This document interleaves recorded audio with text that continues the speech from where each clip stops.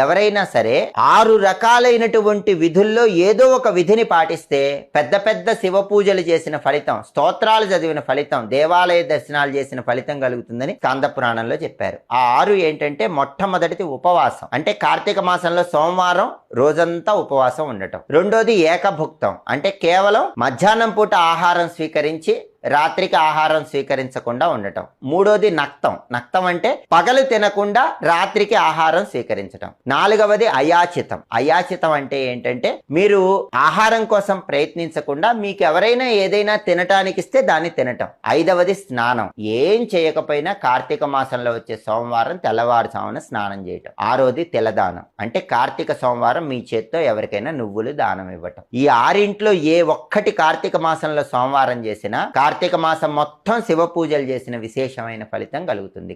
Karthika